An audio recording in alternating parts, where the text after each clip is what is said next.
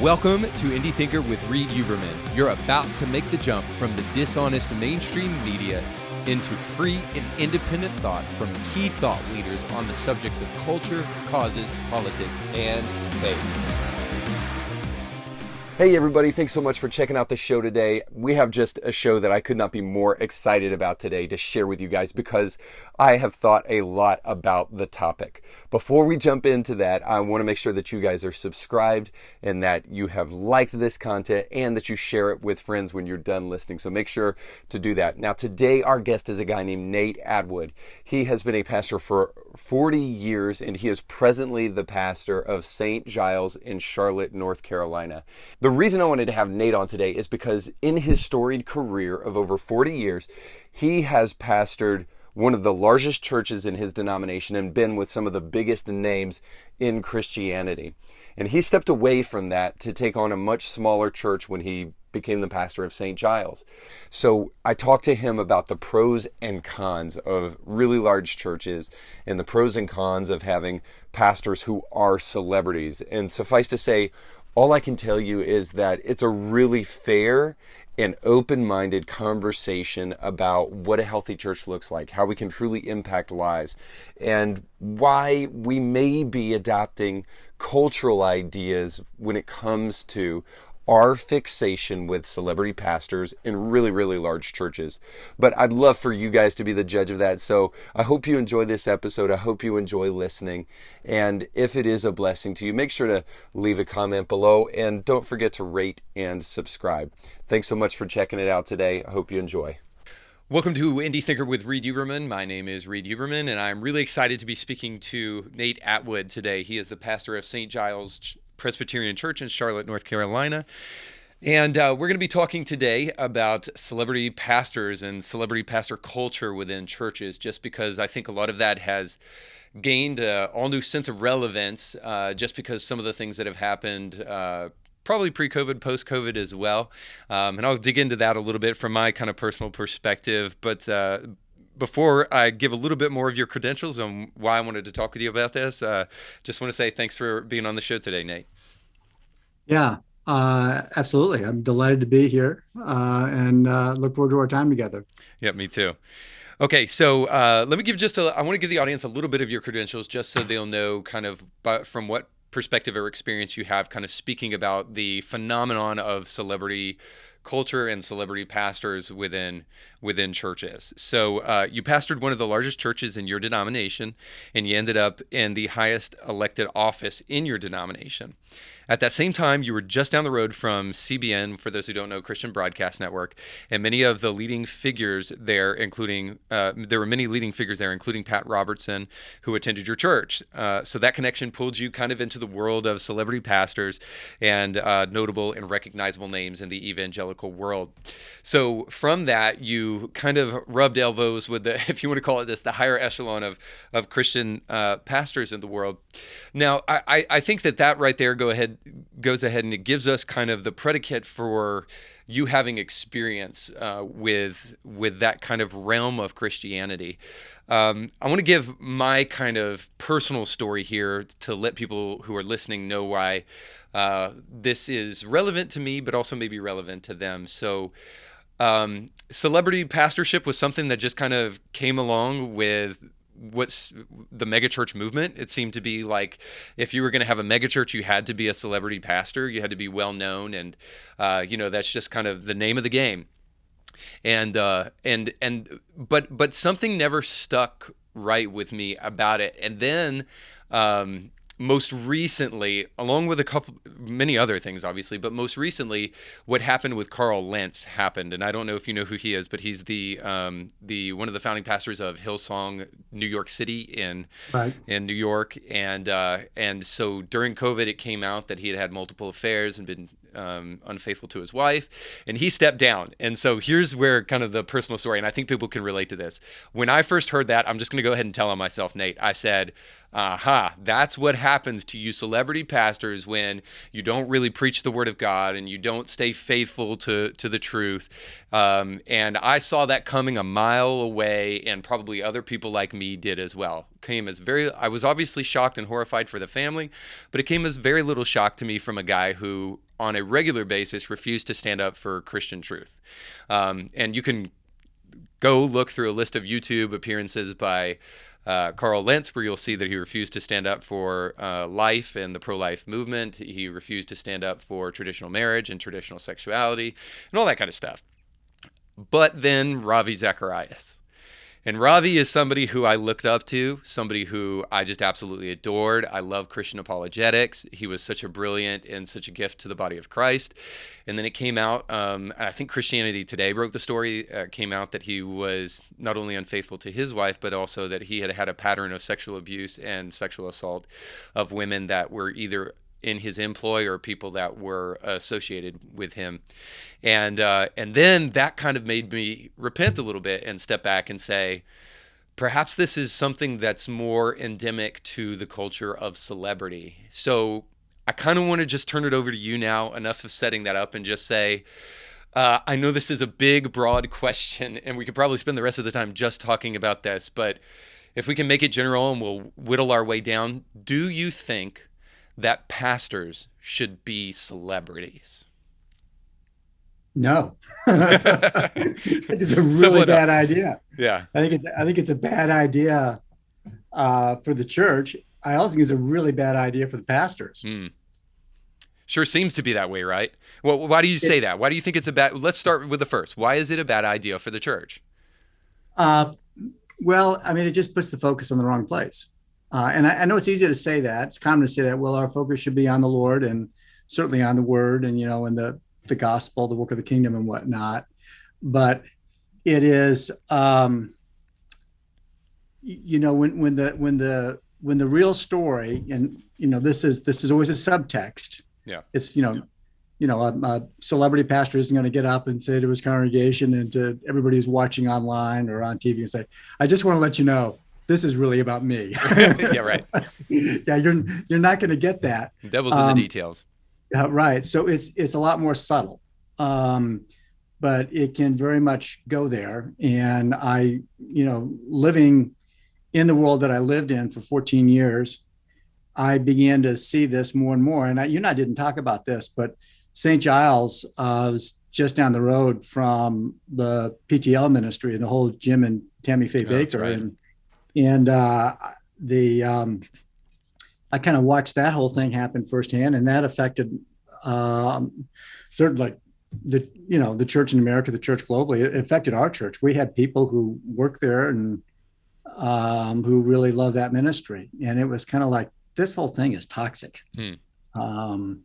And I also had, I didn't quite realize what I was getting into, but when I took the church that I went to that you described, the first meeting that I had with the staff, I walked in, and it was a large church, and I'm guessing, there were probably about 50 staff members in attendance, and I just come from this little church in West Virginia, kind of like on the backside of a mountain, and I was just like, I don't know, that's kind of a hick, really, I suppose. Yeah.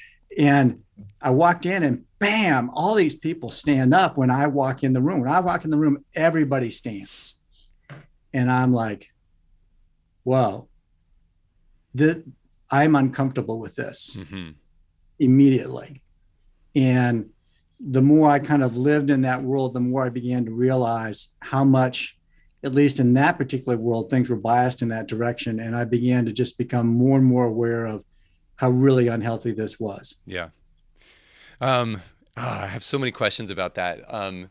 So let me play. I hate saying this phrase, but let me just play the devil's advocate for a minute, because I don't really like the devil, so I don't want to advocate anything he advocates for. But let me just say what I hear so often, and a little bit about me, because I know you don't know. I'm a millennial, right on the cusp between Gen X and millennial, and a church planter prior to my career in the media world.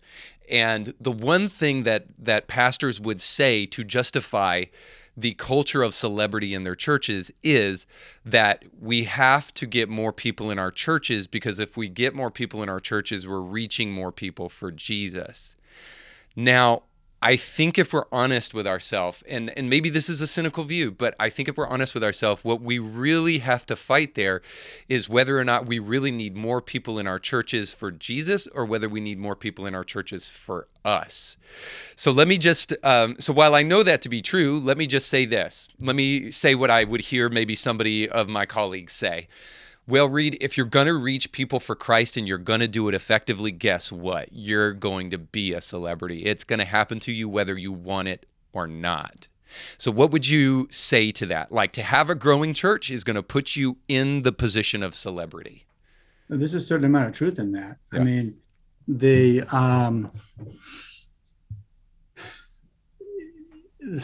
but it still doesn't mean, and let me just say this, first of all, there are many, many really fine people in larger churches with celebrity pastors. There are, quote, celebrity pastors who don't really want to be celebrities, and they're constantly always trying to sort of knock that idol down and beat it back in a corner. But there's certain things which are endemic in this setting. First of all, you mentioned, well, we just got to reach more people for Jesus. I agreed. And there are ways, like, for example, there were things that we could do because of economy of scale that were, they were not insignificant. We were kind of a pioneer in terms of a number of media ministry things. We had the size, we had the money, we had the staff, and there's value in all of that. But you can see the value in it, but at the same time recognize, wait a minute, we've got some potential pitfalls here, and there are probably two big things that most especially come to mind right now. And let me just sort of put them out there, and then we can maybe unpack them a little bit. One of them is just simply the whole thing about ego. Yeah. And the amount of ego that's involved when you are the man of God, and the ways in which that can subtly play upon you, and that can corrode and corrupt your character, even your very strong character. It is subtle, it's powerful, it needs to be recognized. Secondly, we probably need to have a real conversation about, so what is a pastor? Yeah, that's good. And what's the role of a pastor, and what's the relationship between a pastor and a congregation? I know I mentioned this to you when we were having an initial conversation. I began to realize that I knew maybe 10% of my congregation in reality, and they would speak as if they knew me, Pastor Nate this, Pastor Nate that, etc. But in reality, I was not their pastor. This was a fiction in terms to utilize that title. Yeah. I was a guest lecturer in their lives, and that had I suppose, a certain amount of value. But the relationship between a congregant and a pastor, that's a real relationship, is so sacred. And I believe it's absolutely instituted of God. And I think a lot of people never really experience it in their lives. Well, I think part of the problem here is that I think there is not just the unfortunate reality of celebrity pastorship associated with successful churches. I think this is a model, because I've even heard pastors talking about having successful growing churches and how they need to make sure that when they do become the celebrity, that they make sure that they do not have connection with their people because they do not want to be worshiped as a pastor, or they don't want to give into celebrity culture. So what they do is they put as much separation between them as their actual congregation that they can. And so the reality is that anybody will tell you, you cannot be a megachurch pastor and truly pastor your church. So I'm almost curious too what you would think about this, because the model becomes then this. And I guess this is what I'm saying is that when you are a celebrity pastor, it is not just an unfortunate reality. It is the model that we create ministry around. It becomes the reality that is our paradigm for ministry. So the only thing that you can feasibly say is that you are pastoring your staff, but you're not actually pastoring your flock, because you can't. You can only pastor the people who are pastoring the people. So what are your thoughts on that in terms of the person who's speaking on Sunday actually being the person who is pastoring the flock? Well, I'm not shepherding a large church right now. we're sort of on the small side of a medium-sized church, and a meaningful amount of my time is tied up with shepherding those who shepherd the flock. Mm-hmm. You can really only really truly shepherd so many people. I mean, I think that's a reality, but still, it means so much that the people at our church, they know they can get me. They just, and I'll say to people frequently, I say, hey, I actually work here. They were just kind of like a novel thought. Yeah. And I was told when I first went into my setting, and I was in my late 30s at that point, that I could not shepherd people. That just was not allowable. And I guess I sort of broke all the rules. I mean, I just, didn't know how to do it any other way. And on the one hand, yes, mentoring and developing other leaders, but still, and this I think is so important. Something happens inside your heart when you are in the hospital with a family whose baby just died. Yeah. And I don't think you can get up in the pulpit and preach unless you've done that. Or, you're actually out on the streets with a team of people looking for a guy who is addicted to cocaine and who's fallen away. And this is now devastating to his family. And, you find him. When you look at the ministry of Jesus, Jesus had his hands down deep into the soil of people's lives. And at the same time, he was obviously mentoring and developing the 12. I mean, I guess I can't speak for other people, but I know that my preaching, unless my preaching is grounded not only, obviously, first and foremost in the Word of God, but also in people's lives. Yeah. And I, Paul said, weep with those who weep and rejoice with those who rejoice. You're living that life with your people. I think your preaching ends up becoming plastic. I think so too.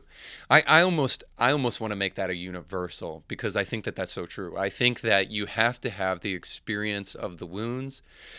I mean, to get a little bit esoteric and theological, isn't that what the incarnation is? And I think that brings us kind of the next thing is like, could you classify Jesus as a celebrity? And I'd love to hear you respond to this, because I've thought a lot about this, because I care about the church and I care about God's people. I don't think you could classify Jesus as a celebrity, as anything other than a completely reluctant celebrity. And he was a celebrity out of necessity because of the power with which he flowed in. And I think we've got this wrong. I think there's a healthy amount of cultural syncretism that's happening in the church today. In other words, that we're adopting cultural ideas and then assuming that they are biblical. And celebrity is perhaps one of these ones. And so I think we've flip-flopped it. We've said we should desire to be a celebrity because that gives us influence. And I'm 100% positive that Jesus, at many occasions, refused celebrity because celebrity was thrust upon him because of influence. Now, I've even heard megachurch pastors say this, that like the bigger the platform gets, the bigger our influence is in people's life. Now, there may be a certain amount of truth to that as well, but the reality is that Jesus was not interested in building a platform as much as he was in touching people's lives, and then the platform came as a result of that. And I'm just wondering about the dichotomy there, if we flip-flopped this thing about like celebrity for influence rather than influence and then celebrity. Does that make sense? It does, and I think the point that you're making is valid. Jesus was not looking for notoriety, but notoriety came to him. Yeah. I guess I also really question, the assumption that bigger is better. I've pastored a very, very large church, and then I have pastored in 3 medium-sized churches. My observation is that the medium-sized churches have a much better chance at health. Yeah. And it's not to say that there aren't healthy people in large churches. Of course there are. But smaller churches, there are plenty of smaller churches that are unhealthy, and that's why they're small. 100%. And there are plenty of medium-sized churches that they're kind of stymied because they're not healthy. But I really do believe that growth is best accomplished through church planting. And if you've got a sort of a healthy, medium-sized church, you would expect that you'd be having kids. And if you can plant other churches that, maybe they grow to 2, 3, 4, 5, 6, 700 people, whatever it is, and the pastor and his staff is very involved in the lives of the people, and then they plant more people so that people actually, they have a real connection. And I don't think that if a pastor does not have a real connection with his church, like you really know people. This is a principle I learned a long time ago. Shepherds know sheep by name. I know every one of my people. I know them by name. Now there's a few hundred people. So, I mean, I have to pay attention. Sure. But I know what's going on in their lives. Yeah. My hands are down, and I pray for them meaningly. I mean, we have a very, very real connection with each other that permeates the body. And because of that significant connection that I have with the body and the body has with me, that goes into the church as a whole, and people have a strong sense of community with each other. Now, in the typical celebrity model where you're told that you actually cannot have that, you cannot do that, then you essentially have an artificial relationship with your congregation. Now, you've heard the old biblical axiom, as the priest, so the people, which is absolutely true. Yep. And that happens on a visceral level. I mean, I just always believe that whoever is preaching what is in them is on a visceral level going in to the congregation. So if there is real love, real friendship, real community, then that becomes almost something of the air that a church breathes, and then we develop real community. And I'm really blessed because I followed a guy. There were a couple of interim pastors in between, but I followed a guy who he and his wife just modeled that. And so that was the assumption of the congregation. Yeah. This is the way we work. That's incredibly important, not only for the people in the congregation, it's very important for the pastor as well. And this is another axiom I learned like way back when. Sheep need shepherds, but shepherds need sheep. I need my people. Yeah. I need the personal relationship with them. They help me. They keep me grounded. And, honestly, they keep me accountable as well. You can't, if you're like Ravi Zacharias, and, that's a great tragedy. Yeah. But, if you're always getting on airplanes, and if the only connection that you have with people is digital, and you're ensconced within a small group of people whose loyalty to you is so deep that they just may not ever really ask questions which need to be asked, that kind of isolation is dangerous.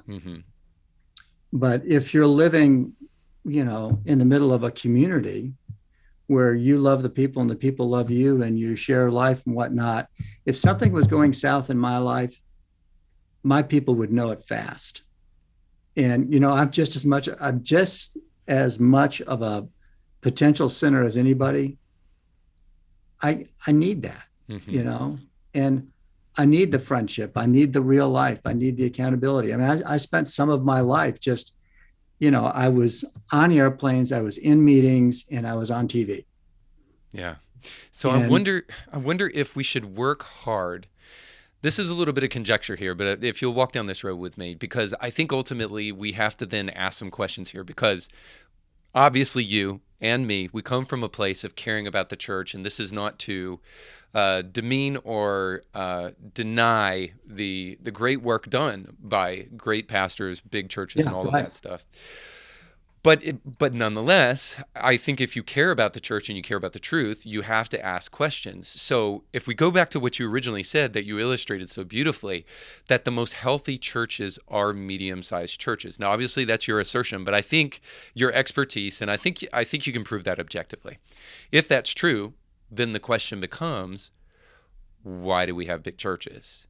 And then I think we have to follow that question down the road a little bit and be willing to suppose just as Paul was willing to admit about himself, that there is a high level of flesh in some of the decisions that we make, and we need to be incredibly skeptical about some of the decisions that we're making. And I cannot help but wonder if we would agree that medium-sized churches are, objectively speaking, the most healthy churches, then we have to concur that perhaps the reason we have such big churches really isn't about gospel. It's not about gospel-centric ideas. It may be about egocentric ideas. I think there's truth in what you're saying, and I'm sure that you would quickly hasten to say with me that, as we said 10 minutes ago, not all medium-sized churches are healthy. Sure. And there are large churches that are comparatively healthy.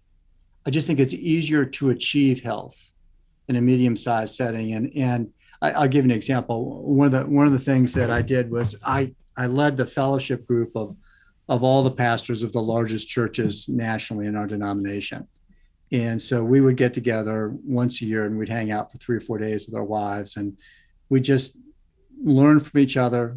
And we shared a common world, which is a unique world. And we're able to, I guess, commiserate in that just a little bit. Yeah. But one thing that we all agreed, every one of us, was community was extraordinarily difficult in our setting. Mm-hmm. And as hard as we worked at creating it, through small group networks and small group pastors and staff of small group pastors and, on and on and on and on, there was something in a smaller congregation where you had an opportunity to create a level of community and health. And we all acknowledged it. We all acknowledged that there were things that we could do because of our economy of scale, but we all knew that we were missing something important. Yeah. And I do think, big picture in terms of representing the gospel to the culture, sure, there are things that you can do in terms of size. I get that. But I think if you have churches which are sort of locally centered, neighborhood centered, where churches are reaching those neighborhoods and those churches have a strong sense of community and friends are reaching friends in their neighborhood with the gospel. And I'll tell you a story to sort of illustrate this. Just became aware recently of a younger couple just coming into the life of our congregation, really, really struggling in their marriage.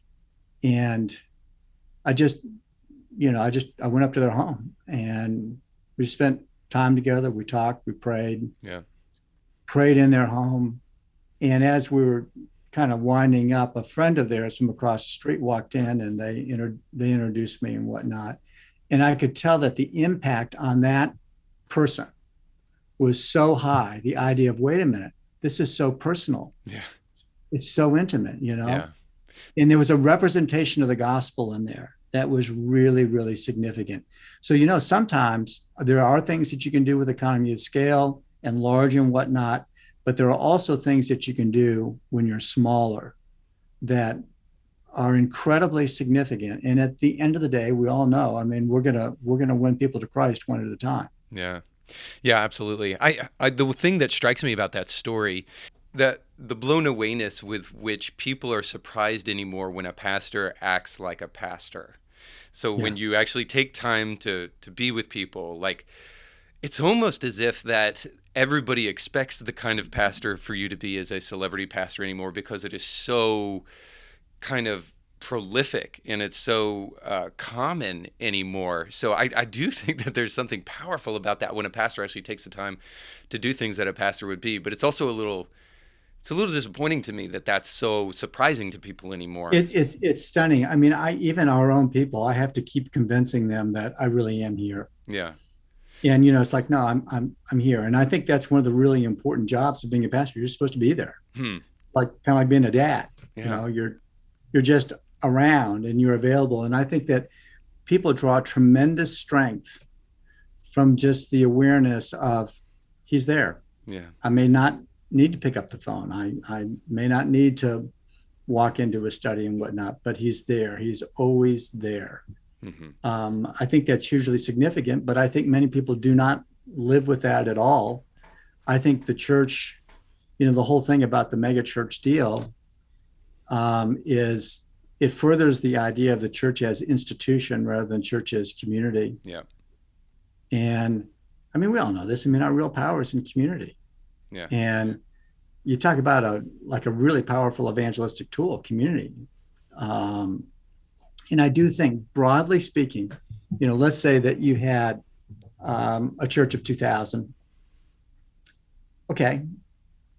On the whole, it would at least be worth considering the possibility that 5 churches of 400 might actually be more effective than 1 church of 2,000. Yep. I've also tried to kind of redirect at least some of my life towards mentoring young pastors and just kind of like, we need more of you guys. Yeah. I also think that, the idea that somehow there are a few superstars that are just like way more talented than anybody else. My experience with the church is like the church is like jammed full of superstars. 100%. There's so many people who are so capable on a whole variety of levels. And we need to be empowering and releasing and not drawing the attention to like the star. Yeah. So I want to push back just a little bit to something we talked about or just briefly talked about, because I think this is super important too. And I just want to see what you make of this. And maybe this is a generic question, but I've thought a lot about this. The tendency for Jesus to separate himself, not just for the sake of being with his Father, but I also think because he was deeply concerned with the way in which people were perceiving his ministry. He fought for that. So like when anybody tried, like you think John chapter 6, when they try to make Jesus a king, boy, I'll just, maybe this is cynical too, but I'll just be honest with you. I think the vast majority of us would justify, hey, if I'm king, well, maybe I can reach more people for Jesus. I wonder about the difference between what we were talking about with building a bigger platform to reach more people, even if it's not healthier, is that same thing where Jesus is like, no, I'm not going to be your king because you're misrepresenting what I came here to do and who I am. And so at that point in time, this is right before Jesus is going to be crucified. At that point in time, he says to the crowd of people who he refuses to make him king, he says, you must eat my flesh and you must drink my blood. And it says at that point in time, tons of people walked away from him.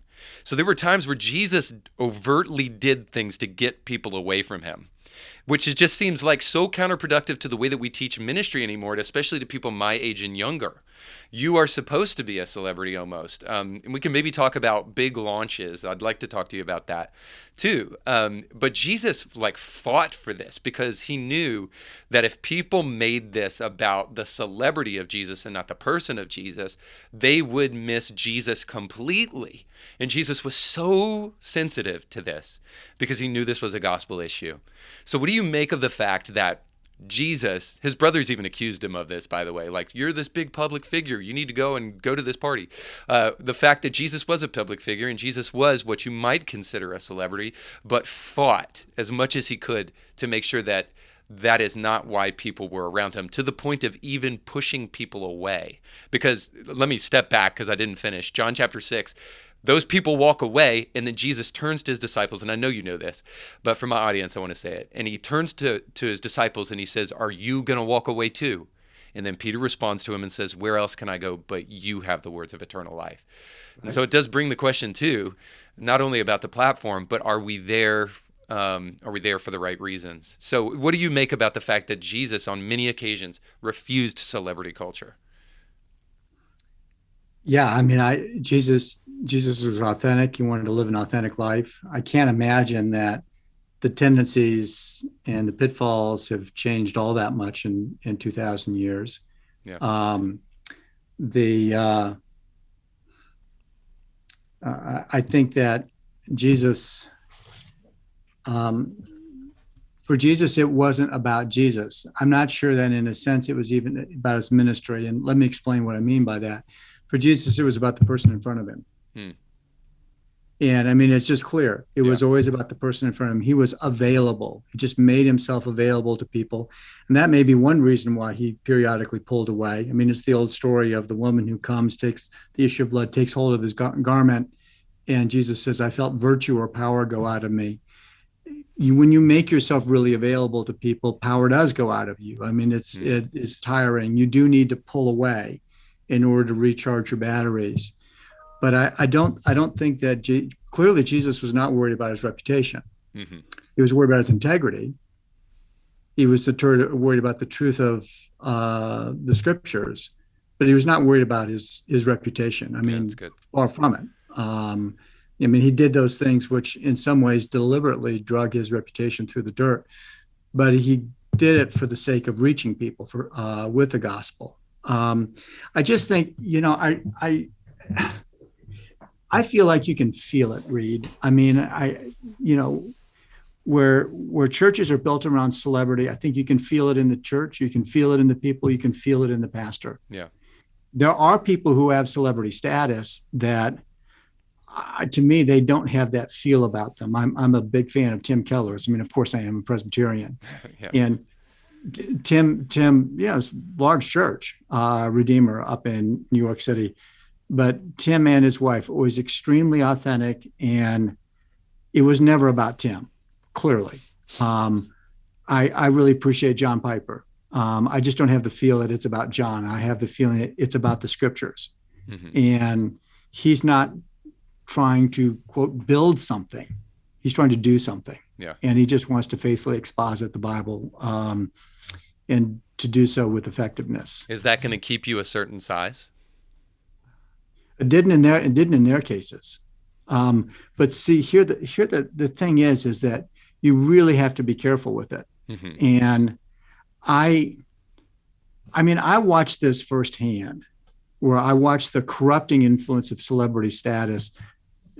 Yes, on the church, yes, on some people, but especially on the leaders, pastors themselves. Yeah. When people are just always fawning over you, that is corrupting to your character. Yeah. Now, if you have an incredibly strong character, maybe you can withstand it. And it's a testimony to Jesus that he was, in fact, able to do it. But it is dangerous. And clearly, I mean, when we've seen the number of falls that we've had with regard to these high-profile guys, those guys didn't start out to fall, I guarantee you. For sure.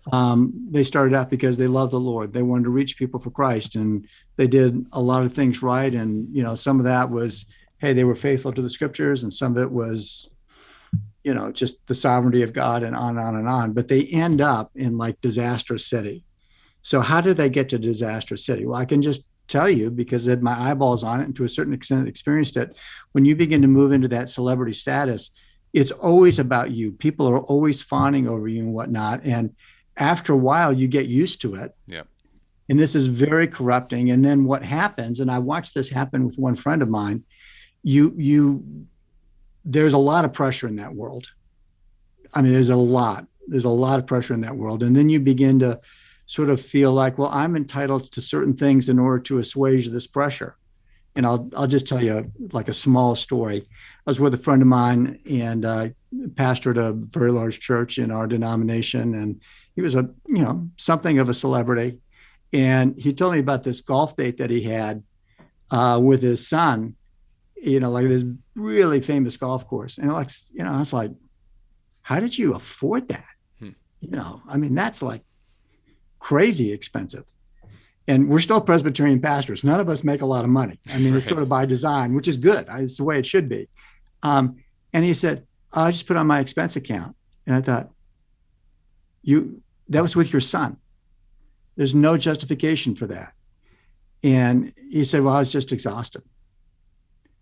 And so you begin to tell yourself that you're entitled to certain things because of the weight that you bear. And as soon as you go there, you are in a lot of trouble.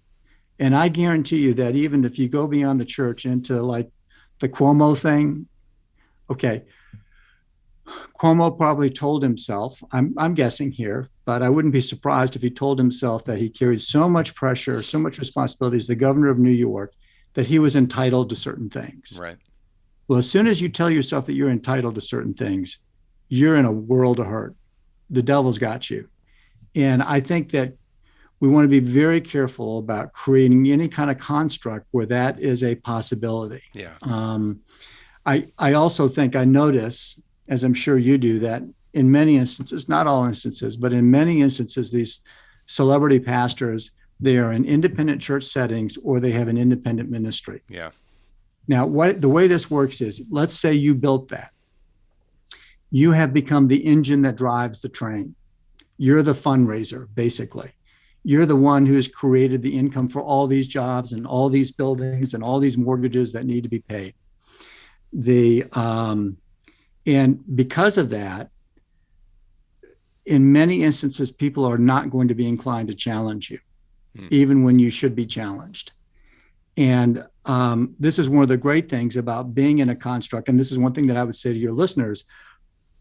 Are there a lot of great independent churches out there? There are, but just please understand that there is a weakness. There's a vulnerability. I agree with that. Yeah. So I had a friend, because at the end of the day, look, if you're the star and there's no accountability over you, you can say, well, the elders hold me accountable. You're the meal ticket for the church.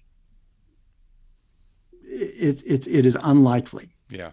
And they'll hold you accountable when things are like Disasterville, but they may not hold you accountable early on when things could still be rescued. Anyway, so I had this friend who had a church and it was really taken off, and it was an independent church. And, you know, he was fond of saying to his congregation, I have an advisory board. I'm in accountability. I'm under accountability. He's a very talented guy. Well, you know, after a while, you know, the church was going great, but, you know, he was kind of into his secretaries, and it came out. And then the church was like, well, what about this accountability, this advisory board? Well, it turned out that the constitution of the church had been written in such a way so that, yeah, there was an advisory board of some named people, but they had no authority. They couldn't do a thing. Yeah. Nobody could do a thing. The guy was smart. It was all written in such a way so at the end of the day, he had his hands 100% on all the power, the levers of power. And that's a self-defeating construct. Yeah. Because all of us should be under authority. All of us should be accountable. Yeah. Ministry is intoxicating. It's powerful. You know, what's going on with, you know, Trump and Biden and all that stuff. Let me just tell you, that's small time politics. It's small time. We do big time stuff because we do eternity. Yeah. And that's incredibly intoxicating. And you have to be very, very careful with it. And people do have a tendency to worship idols. And so they have a tendency to worship pastors. And so therefore, you've got to constantly be working against that. And hopefully your viewers and your pastor friends are in settings that are hostile to the idea of hero worship, the idolatry of celebrity, and they're working towards more authentic community and relationship and accountability. One would hope, but I am slightly skeptical for this reason. I can point you to a bunch, hundreds, if maybe not thousands, of books and conferences to help you grow your church. I cannot think of a single one that will point you to what unhealthy growth looks like and how to avoid hero worship if it works. Now, I know they're out there, but we are so fixated on the growth of the church that we don't talk to, especially young pastors, about what do you do if it actually works and how to avoid some of those pitfalls. Now, maybe that happens within the context of what you're saying with like ecclesiastical structures or advisory boards and that kind of stuff. But I'm not sure that it even happens there if it doesn't happen in the human heart and if it doesn't happen from the standpoint of why we're talking about building the church in the first place and the systems that we're going with. So I want to turn that into a question and just ask this. You're probably familiar, but if my audience is not, I'll explain, with big launches. So in the church planting world, the idea is that you have a much higher success rate if you can launch as big as possible. The one thing that I never heard questioned among those circles and people when I was being trained for that kind of stuff is, what if these pastors are pastoring for the first time and they're immediately thrust into a big church? Can you imagine what that does to a young pastor who's pastoring for the first time, and their first experience is they strike lightning or they strike gold, and all of a sudden now they have this huge big church? I think we sometimes think maybe the sovereignty of God type of thing, like we would just say, oh, well, God wouldn't let that happen. Yeah, but like what if he does, and what if that happens? What if you're successful with the big church thing? I guess and then if you are, why don't we spend more time talking about the kind of things you just mentioned, hero worship, our capacity for idolatry, and how to avoid and how to put in structures in place so that you do not allow that stuff to get to you? You know, I am constantly amazed at how dumb I am. You too. And I am I'm 64. I started ministry unordained on a church staff in 1982. So I am completing my 40th year of ministry. And I am completing my 35th year of ordained ministry. And I find that, first of all, there are many, I am far more likely to say, I just don't really know. Yeah. Than I was when I was younger, because I always felt pressured like I was supposed to have the answer, The other thing that I find is that as every year passes, I see increasingly the wisdom of the scriptures with regard to Moses, who did not begin his ministry till 80. And I think, that your point is well made. I think young pastors with lots of notoriety and success, that, God may well be sending the success, but I would hope and pray that in settings like that there would be not an advisory board, but a genuine ecclesiastical construct outside of that church. Because if it's really, really going well, the elders are going to have tremendous difficulty confronting a guy who got the lightning in the bottle. Yeah. But if you're coming in from the outside and you have genuine authority from the outside, then you're far more likely to be able to say, we got a problem here, Houston, and to confront it. So I would hope that the young pastor would have that. Now, I get that we live in this, American church world where for a certain percentage of folks, the idea of denomination is anathema. And I can understand some of the reasons why people feel that way. But the New Testament really does. I think it is inescapable that the New Testament does not have people carrying out ministry on their own. I mean, very clearly, Timothy was under the authority of Paul. Titus was under the authority of Paul. The churches in Syria and Cilicia were underneath the authority of the Jerusalem Council. It's another thing I did. I ran a denomination for a while. Yeah. And that was the, elected office deal. And we really need, it's just so, especially in the world of success, some kind of accountability, some guidance, and some older heads. Yeah. That can help the young talented guy, and praise the Lord for the young talented guys. For sure. Okay, so I want to step back and just ask you this, and maybe I'm going to sound like an old gray-headed dude, and I'm only almost 40. So, but and there's maybe a healthy amount of conjecture here, but I'm just curious what you would say. Have we adopted has the church as an institution become too culturally minded, and this is why celebrity pastors are even a thing?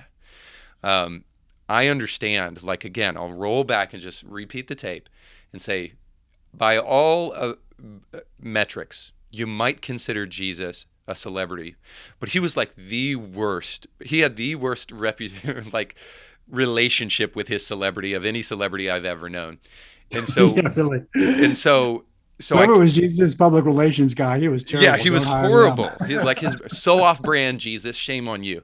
And so it just leaves me wondering: is the church becoming so culturally minded that this is why even you or I are talking about this kind of thing today, and we see the kind of epic falls that happen among celebrity pastors? Yeah, I mean, I think so. One of the things that we're working on as a congregation is, let's just call it not the new. Mm-hmm.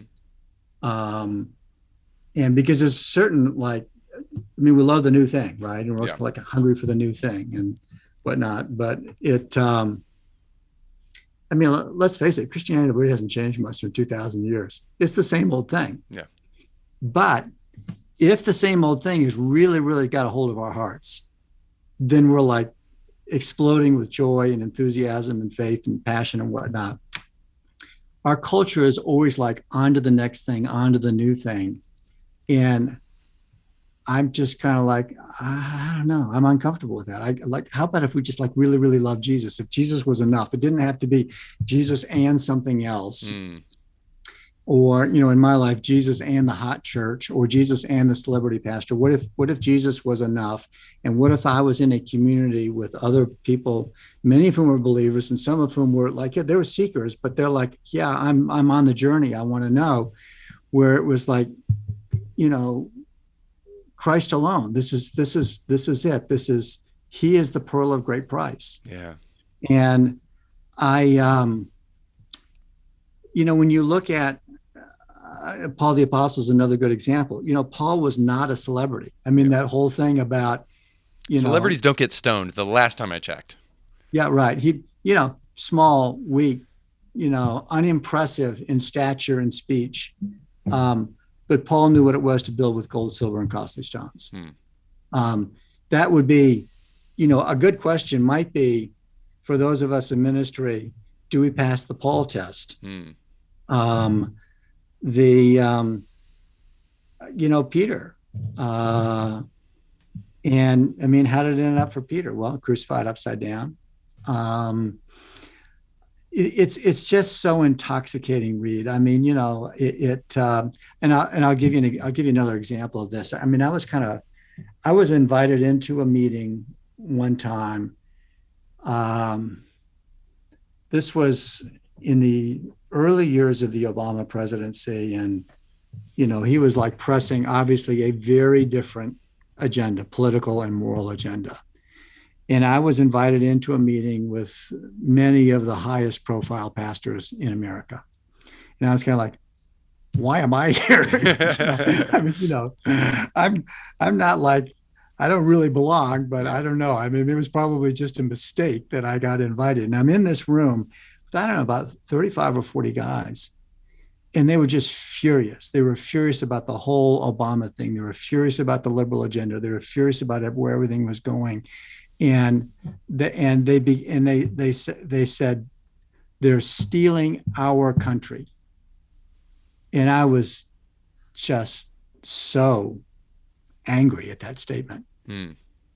It's not your country. Yeah. It's not my country. It's Jesus's country. Yeah. And what he wants to do with it is what he wants to do with it. We got one job, which is to preach the gospel. And well, just make disciples. That's our call. And whatever happens, that's in the hands of the Lord. But I was always struck by that. I thought, you know, that is a statement of such ego. You know, the country belongs to you, belongs to your pulpits. And somebody's taking it from you. I just thought that's it's just a shift. It's a height of hubris. Mm-hmm. But see, that's the problem. If, you know, every time you walk into a room, everybody stands up. Yeah. You know, you go to the airport and they hold the plane for you. You know, or you go to the airport and you're getting on a private plane. I mean, Yeah, a you're jet, getting on your private jet. jet. It's so subtly wraps itself around. It's always around you. It's the way everybody's reacting to you. That you'd have to be so strong in the Lord for that not to eventually begin to corrupt and corrode your character. Yeah. And I mean, I look at like a guy like Ravi Zacharias, and I'm like, I just wouldn't be surprised if he started as a youthful, young, idealistic, anointed guy who really wanted to do God's will. But after a while, as people responded to him, it became built more and more around Ravi. And then Ravi began to believe that it was about me. And then like, well, I carry such pressures. I'm entitled to certain things. And, you make these moral choices. And I'll tell you something else about this. This isn't just the problem with pastors. This is a problem with people. And it's a problem with church members. Because this game is played on both sides. On the one side, it's played on the side of the pastors because you're like, you want the power, you want the notoriety, you want the celebrity, you want to be the man. The other side of it, and the devil's in that. The other side of it is that the devil can be in it with the people, because if you begin to sort of play that game and set the person up on the pedestal more and more and more, well, you're the ones who put him there. So now who really does have the power? Yeah. Because you can turn on him and you can pull it away. Yeah. I think the devil plays it on both sides. And we've all seen with our own eyes too many stories that have ended badly. Yeah. There's that scripture verse that says, once have I heard, I can't remember it exactly, but once have you spoken, twice have I heard, power belongs to the Lord. As you're saying that, that's what reminded me, is that we never need to forget who the true celebrity is. But we do have a capacity to convince ourselves by saying, oh, well, I've never forgotten Jesus as the celebrity. And then you go get in your private jet or you go get in your limousine and everybody bows down to you and you just say, well, this is just part of the life that I need to create so that I can continue the work of the Lord, or whatever you may say. We're good. I guess what I'm saying is self-deception runs deep in our species. So we can say we're doing one thing and we're actually doing a totally different thing. It runs very, very deep. And all those things that I kind of observed and experienced a little bit of it, it was clear to me, this is intoxicating. It's a sort of a siren song. And I didn't trust myself in circumstances like that. I needed to be in the hospital with the family that just lost the baby, because then it makes me seem, whatever problems I got, they're pretty small. Yeah. It's a humbling thing. Yeah, it's a humbling thing. And pastors need people. Shepherds need sheep. We need to be like Jesus, a man of sorrows and acquainted with grief. And we need to be with people and not, just always, well, again, I spent a certain section of my life. I was on airplanes. I was in meetings where I was the star in the meetings. I was running the meetings, or I was on television, or I was in a pulpit preaching to a large groups of people. And I tell you, if you want to really talk about as much of an issue as we have with this in America, I remember at one point preaching in Africa, and I was like, oh, this is that on steroids. I can relate to that. I've been to Africa. I know what you mean. Oh my gosh. And it's like, this is not good. It made me feel very uncomfortable the way they treated me. Yeah. But I'll sidestep away from that and just leave people wondering and just say, all right, so let's end on a practical note and just, I don't know that this would happen, so maybe this is illusions of grandeur, but I do know a lot of pastors, and I do know a lot of young pastors, and I know this. The more I started to run in the circles that I was running in, the more uncomfortable I started to feel, like you, with the way that ministry was being conducted by and large in our modern setting.